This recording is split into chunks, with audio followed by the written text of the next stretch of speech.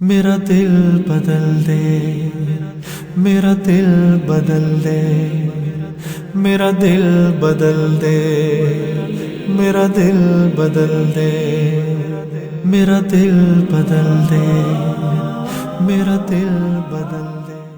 خاتم النبیین و امام المتقین وقائد الغر المحجلین وعلى آلہ واصحابہ اجمعین، اما بعد فاعوذ باللہ من الشیطان الرجیم، بسم اللہ الرحمن الرحیم۔ شہر رمضان الذی انزل فیہ القرآن، صدق اللہ العظیم۔ پچھلے جمعے رمضان المبارک کے حوالے سے ایک حدیث کی کچھ تشریح بیان کی تھی۔ وہ ایک طویل حدیث ہے جس میں رمضان سے متعلق فضائل بیان کیے گئے ہیں۔ حضرت سلمان فارسی رضی اللہ تعالیٰ عنہ اس حدیث شریف کے راوی ہیں۔ اس حدیث کے اگلے حصے میں حضور علیہ الصلاۃ والسلام نے ارشاد فرمایا، من تقرب فیہ بخصلۃ من الخیر کان کمن ادی فریضۃ فیما سواہ، کہ جو رمضان کے مہینے میں کوئی نیکی کا کام کرے گا تو یہ ایسا ہی ہے گویا رمضان کے علاوہ اس نے کوئی فرض کام کیا۔ یعنی رمضان میں نفل عبادت کا ثواب بھی اللہ تعالیٰ فرض عبادت کے برابر عطا فرماتے ہیں۔ یہ اس مہینے کی فضیلت ہے۔ ومن ادی فریضۃ من ادی فیہ فریضۃ کان کمن ادی 70 فریضۃ فیما سواہ، کہ جو رمضان میں ایک فرض ادا کرے گا اس کو اللہ تعالیٰ 70 فرضوں کا ثواب عطا فرمائیں گے۔ رمضان کے علاوہ اگر 70 فرض ادا کیے جائیں اس کا جتنا ثواب ملتا ہے، رمضان میں ایک فرض ادا کرنے پر اللہ تعالیٰ اتنا ثواب عطا فرمائیں گے۔ اب اس حدیث شریف سے ہمیں یہ بات معلوم ہوتی ہے کہ یہ ہمارے لیے بہت بڑا ایک موقع ہے اللہ تعالیٰ کی رحمت سمیٹنے کا، کہ ہم فرائض کا تو اہتمام کریں ہی۔ فرائض کا تو مطلب یہ ہے کہ وہ ذمہ میں فرض ہے، واجب ہے، لازم ہے۔ فرائض کے ساتھ ساتھ نوافل کا اہتمام کریں۔ نوافل فرائض جیسے نماز ہے، روزہ ہے، حج ہے، زکوٰۃ ہے، ماں باپ کی خدمت ہے، ماں باپ کی تابعداری ہے، بیوی کے حقوق ہیں، بچوں کے حقوق ہیں، بیوی پر شوہر کے حقوق ہیں، جو حقوق العباد ہیں، کسی کا مالی حق ہے۔ اسی طرح جو باطن کے گناہ ہیں، تکبر ہے، حسد ہے، کینہ ہے، بغض ہے، یہ جو باطنی گناہ ہیں، کسی کو اپنے سے کمتر سمجھنا ہے۔ ایک تو کبیرہ گناہوں سے اپنے آپ کو بچائیں اور فرائض کا اہتمام کریں۔ کبیرہ گناہوں سے بچنا بھی فرض ہوتا ہے۔ سودی معاملات ہیں تو جو کبیرہ گناہ جس کو کہا جاتا ہے نا، کبیرہ گناہ کا مطلب یہ ہوتا ہے کہ جس طرح کوئی کام فرض ہوتا ہے تو حرام کا جو لفظ ہے یہ اس کے مقابلے میں آتا ہے۔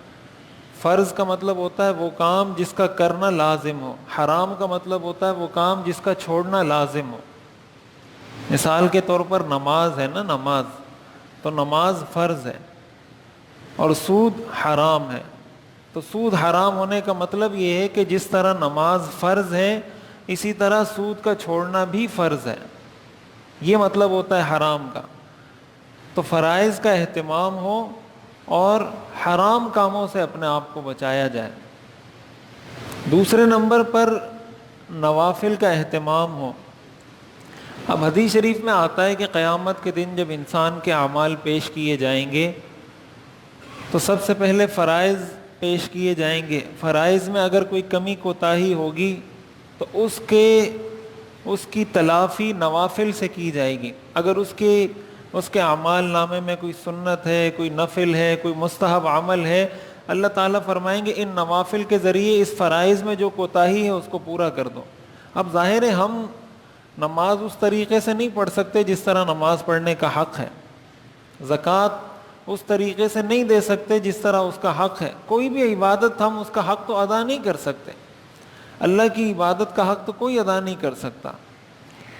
کوئی نہ کوئی کمی کوتاہی ہو جاتی ہے، اس کی تلافی قیامت کے دن نفل کے ذریعے ہوگی۔ اب نفل نماز بھی ہوتی ہے، مثال کے طور پر تہجد کی نماز ہے، اس کی بڑی فضیلت ہے، اور رمضان المبارک میں تہجد کی نماز پڑھنا بہت آسان ہے، کوئی مشکل کام بھی نہیں ہے، سحری کے لیے سبھی اٹھتے ہیں، اور یہی جو سحری کا وقت ہے یہ تہجد کا افضل ترین وقت ہے، جو رات کا آخری حصہ ہوتا ہے، اذان سے پہلے کا جو حصہ ہوتا ہے، یہ تہجد کا سب سے افضل وقت ہے۔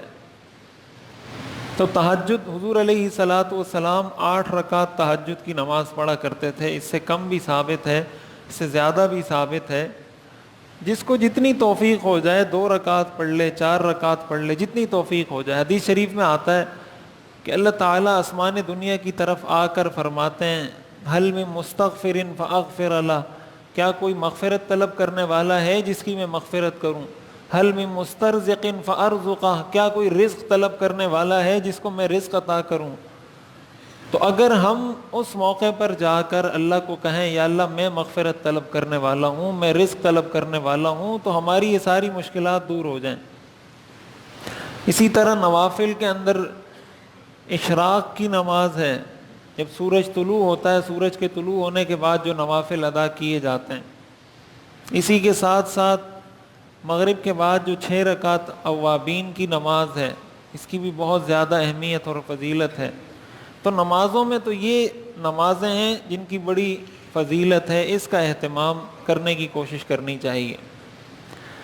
مالی عبادات کے اندر ایک تو زکوٰۃ ہے، زکوٰۃ تو فرض ہے، وہ تو دینی ہی دینی ہے، اس میں تو کوئی چارہ کار ہی نہیں ہے، لیکن ساتھ ساتھ یہ کوشش کرنی چاہیے کہ نفلی صدقات کا بھی اہتمام ہونا چاہیے۔ صرف زکوٰۃ پر انحصار کرنا یہ ٹھیک نہیں ہے۔ قرآن کریم کی کئی آیات کے اندر اللہ تعالیٰ نے انفاق کا حکم دیا ہے، خرچ کرنے کا حکم دیا ہے۔ شریعت نہ تو یہ کہتی ہے کہ بہت زیادہ خرچ کرو، نہ یہ کہتی ہے کہ ہاتھ کو روک کر رکھو، وَلَا تَجْعَلْ يَدَكَ مَغْلُولَةً إِلَىٰ عُنُقِكَ وَلَا تَبْسُطْهَا كُلَّ الْبَسْطِ۔ اللہ تعالیٰ فرماتے ہیں نہ تو اپنے ہاتھ کو گردن سے باندھ کے رکھو کہ کچھ خرچ ہی نہ ہو تم سے، اور نہ اپنے ہاتھ کو بالکل پھیلاؤ کہ سب کچھ خرچ کر دو، اعتدال کے ساتھ۔ لا تبذر تبذیرا، قرآن نے منع کیا ہے تبذیر سے۔ تبذیر کا مطلب ہوتا ہے بے جا خرچ کرنا، فضول خرچ کرنا۔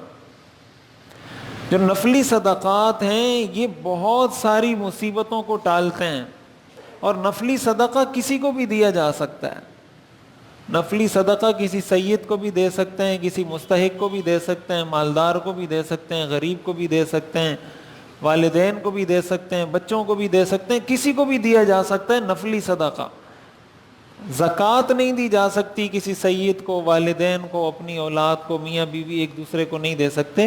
نفلی صدقہ کسی کو بھی دیا جا سکتا ہے۔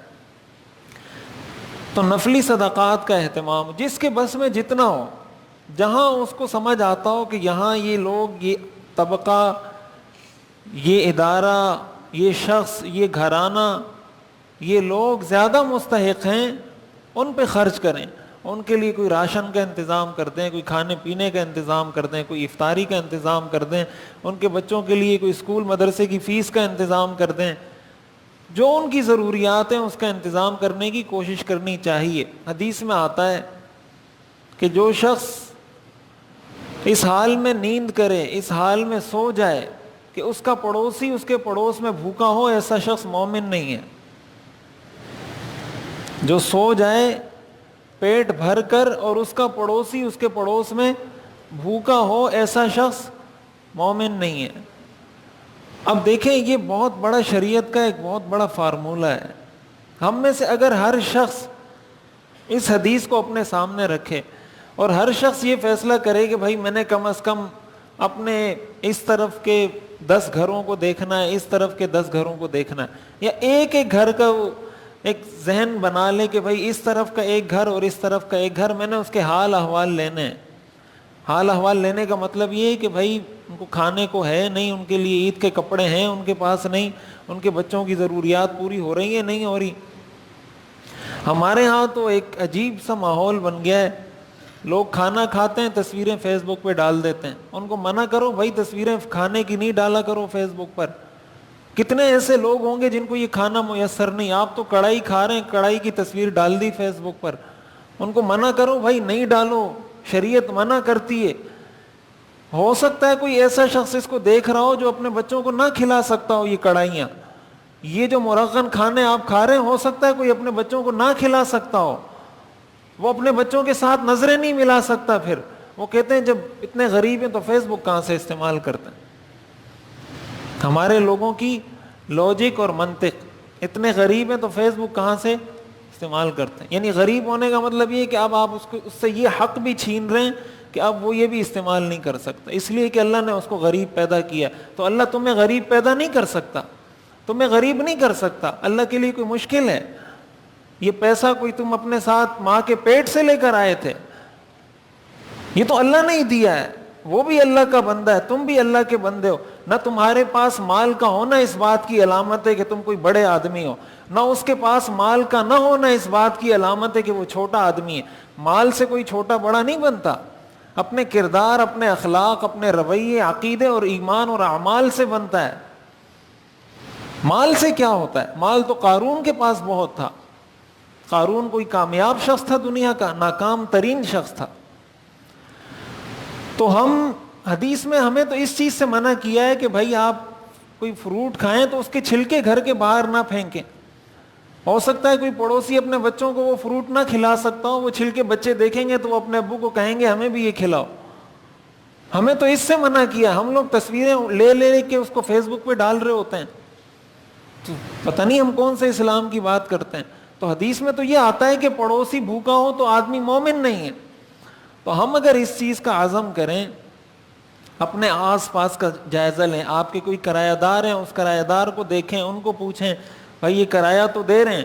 ہمارے ہاں تو کرایہ دار کو غلام سمجھا جاتا ہے. کرایہ دار ہے تو بس اس نے چپ رہنا ہے, خاموش رہنا ہے, کوئی بات اس نے نہیں کرنی. اور اچھے لوگ بھی ہوتے ہیں لیکن بہت سارے لوگوں کا رویہ اپنے کرایہ داروں کے ساتھ بہت برا ہوتا ہے. یعنی رویہ ایسا ہوتا ہے, غلامانہ قسم کا رویہ ہوتا ہے کہ گویا وہ آپ کا غلام ہے, وہ آپ کو کرایہ دے رہا ہے, کوئی فری میں تو آپ کے گھر میں نہیں رہ رہا.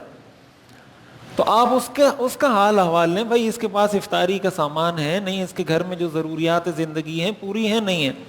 یہ ذمہ داری ہے, اور یہ چیز اسلام کے علاوہ کوئی مذہب دنیا کا نہیں سکھا سکتا. قرآن کریم میں آتا ہے ارأیت الذی یکذب بالدین, کیا تم نے اس شخص کو دیکھا جو قیامت کا انکار کرتا ہے. آگے اللہ نے علامات ذکر کی ہیں کہ کون لوگ ہوتے ہیں جو قیامت کا انکار کرتے ہیں. اللہ فرماتے ہیں فذلک الذی یدع الیتیم, یہ وہ شخص ہے جو یتیم کو دھکے دیتا ہے. جو شخص یتیم کو دھکے دیتا ہے اس کا مطلب یقین کر لو کہ اس کا آخرت پر ایمان نہیں ہے. جس کا آخرت پر ایمان ہو وہ کسی یتیم کو دھکے دے سکتا ہے؟ اور آگے اللہ فرماتے ہیں ولا یحض علی طعام المسکین, وہ مسکین کو کھانا کھلانے پر ایک دوسرے کو ابھارتے نہیں ہیں. دیکھیں دو باتیں, ایک ہے مسکین کو کھانا کھلانا, ایک ہوتا ہے لوگوں کو غریبوں پر خرچ کرنے کی ترغیب دینا. قرآن یہ کہتا ہے کہ جو لوگ غریبوں پر خرچ کرنے کی ترغیب نہیں دیتے یہ آخرت پر ایمان نہیں رکھتے. کون لوگ؟ جو غریبوں پر خرچ کرنے کی ترغیب نہیں دیتے, جو خرچ نہیں کرتے, ان کی بات نہیں ہو رہی. وہ لوگ جو اس بات کی ترغیب نہیں دیتے, اس کا ماحول نہیں بناتے, لوگوں کو اس بات پہ آمادہ نہیں کرتے کہ بھائی ہمارے مال میں, قرآن کریم میں آتا ہے وفی اموالہم حق معلوم للسائل والمحروم, تمہارے مال میں اللہ نے حق رکھا ہے. یہ سارا مال تمہارا نہیں ہے, اس میں دوسروں کا حق ہے. جب کسی کو زکوٰۃ دینا تو اس پر احسان نہ کیا کریں کہ اس کو تو میں نے 3 سال زکوٰۃ دی, ابھی یہ میرے سامنے کھڑا ہو رہا ہے. تم نے کوئی احسان نہیں کیا اس پر, کوئی ذرہ برابر احسان نہیں. قرآن کریم میں آتا ہے قول معروف ومغفرۃ خیر من صدقۃ یتبعها اذی, اچھے طریقے سے معافی مانگ کر ٹال دینا یہ زیادہ بہتر ہے اس صدقے سے جس صدقے کے بعد احسان جتلایا جائے. احسان جتلانے سے سارا نیک عمل ضائع ہو جاتا ہے.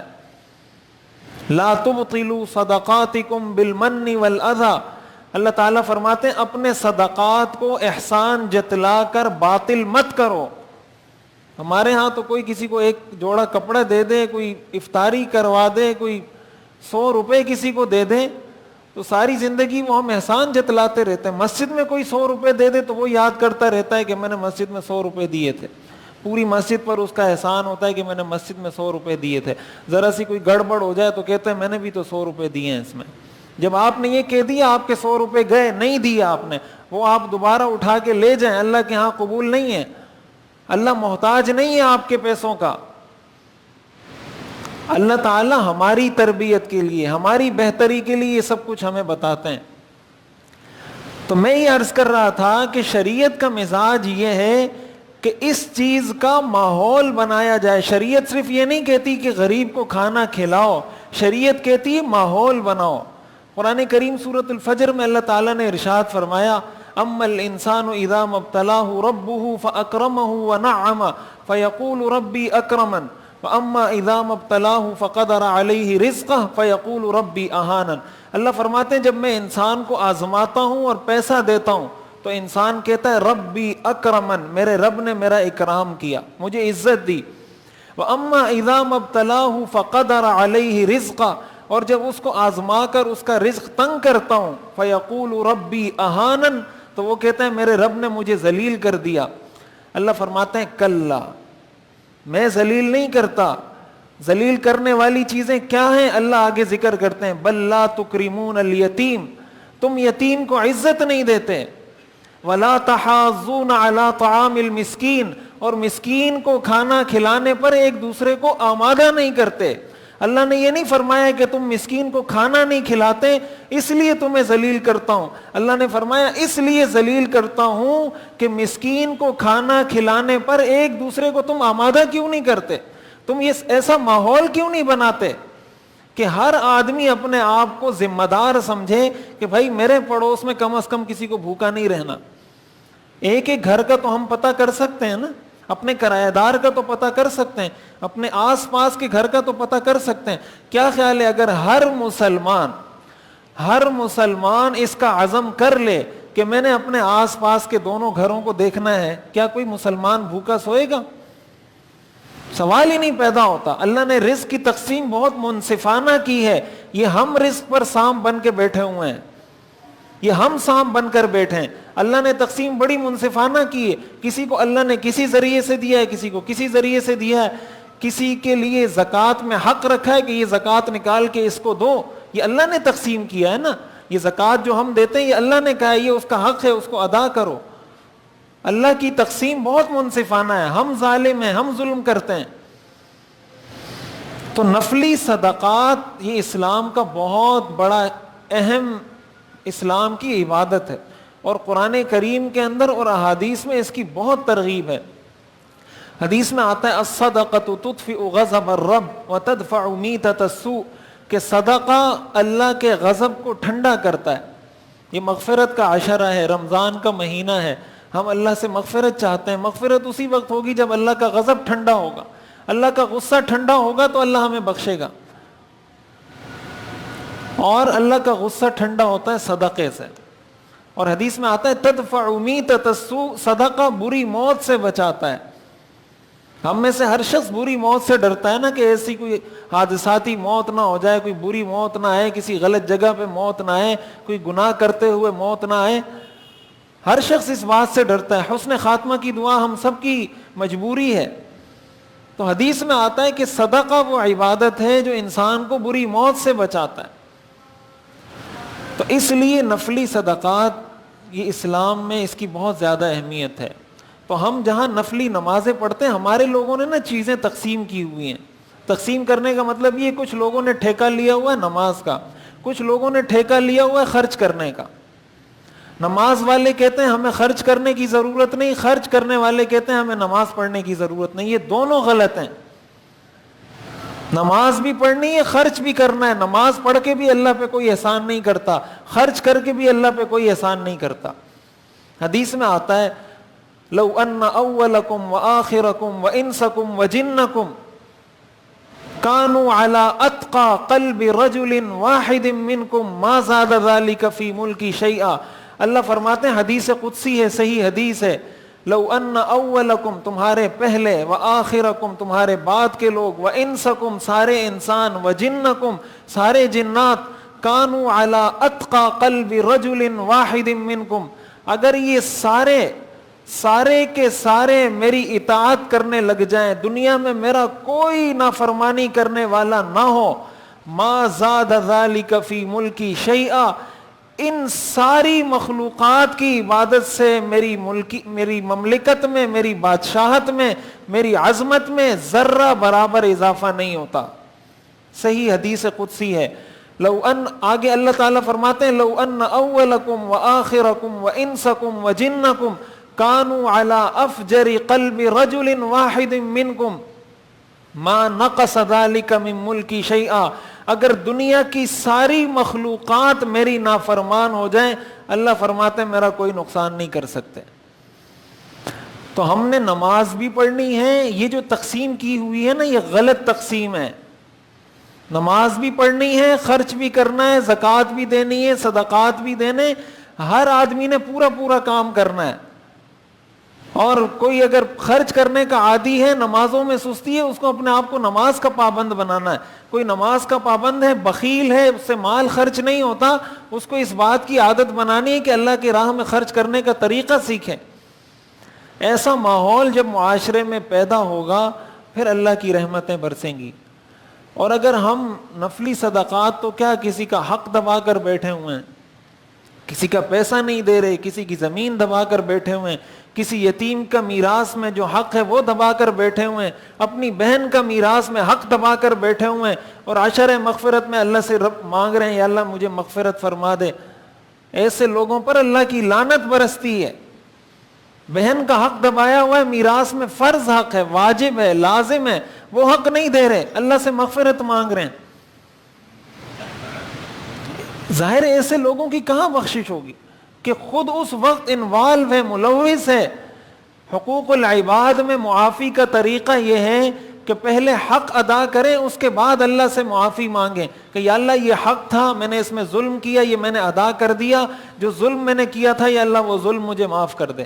پھر اللہ معاف کرتے ہیں. پہلے بندے کا حق ادا کریں گے، اس بندے کا حق ادا کرنے کے بعد اللہ سے معافی مانگیں گے تو اللہ تعالیٰ معاف کرے گا. تو اس لیے رمضان المبارک میں صرف فرائض پر اکتفا نہ کریں، فرض نماز، فرض روزہ، فرض زکوٰۃ، ان پر اکتفا نہ کریں. کوشش کریں روز ہی کچھ نہ کچھ صدقہ ضرور دیں. 10 روپے تو شاید ہر شخص ہی دے سکتا ہوگا، 1 روپے تو دے سکتا ہوگا. یہ صدقہ آپ اپنے بچوں کو بھی دے سکتے ہیں، اپنے رشتہ داروں کو بھی دے سکتے ہیں، والدین کو بھی دے سکتے ہیں. ہدیہ دیں جن سے آپ محبت کرتے ہیں، اپنے دوستوں کو، اپنے بڑوں کو، اپنے اساتذہ کو. حدیث میں آتا ہے تہادوا تحابوا، ایک دوسرے کو ہدیہ دیا کرو، اس سے اللہ تعالیٰ محبتیں بڑھاتے ہیں. یہ ہدیہ دینا یہ بھی ایک مالی حق ہے. حق ہونے کا مطلب کوئی لازم حق نہیں ہے، لیکن مستحب حق ہے، حضور علیہ الصلاۃ والسلام کی سنت ہے. اور انسان کو اس چیز کی بھی عادت بنانی چاہیے کہ صرف ہدیہ لینے والا نہ بنے، ہدیہ دینے والا بھی بنے. حدیث میں یہ نہیں آتا کہ ایک شخص ہدیہ دیتا رہے دوسرا قبول کرتا رہے. حدیث میں یہ آتا ہے کہ یہ بھی دے یہ بھی دے. ہدیے کا جو معاملہ یہ دو طرفہ ہے کہ دونوں ایک دوسرے کو ہدیہ دیے کرو تاکہ دونوں کی محبتیں بڑھیں. ہمارے ہاں کچھ لوگوں نے دینے کا ٹھیکہ لیا ہوا ہے، کچھ لوگوں نے لینے کا ٹھیکہ لیا ہوا ہے. یہ جو ٹھیکیداری سسٹم ہے یہ غلط ہے. یہ ہدیے کا حکم سب کو ہے، سب کے لیے کہ اس نے ہدیہ دینا بھی ہے، اور اگر کوئی ہدیہ دے محبت سے، اخلاص سے، تو اس کو قبول بھی کرے. یہ بھی ایک وہ مالی عبادت ہے جو مال سے ادا ہوتی ہے. تو رمضان میں اس چیز کا عزم کریں. خلاصہ گفتگو، خلاصہ کلام یہ ہے کہ صرف فرائض پر اکتفا نہیں کرنا، نفلی بدنی عبادت بھی کرنی ہے، نماز کی صورت میں ہو، کسی کی خدمت کی صورت میں ہو. نفلی مالی عبادت بھی کرنی ہے، نفلی صدقات کی صورت میں ہو، کسی کے لیے راشن کے انتظام کی صورت میں ہو، صدقات کی صورت میں ہو، ہدیے کی صورت میں ہو. ان ساری نفلی عبادات کا بھی اگر اہتمام کریں گے تو اللہ تعالیٰ کی ذات سے امید ہے کہ ہمارا یہ رمضان قیمتی بنے گا. اللہ تعالیٰ ہمیں سمجھنے اور عمل کرنے کی توفیق عطا فرمائے. آخر میرا دل بدل دے، میرا دل بدل دے، میرا دل بدل دے، میرا دل بدل دے.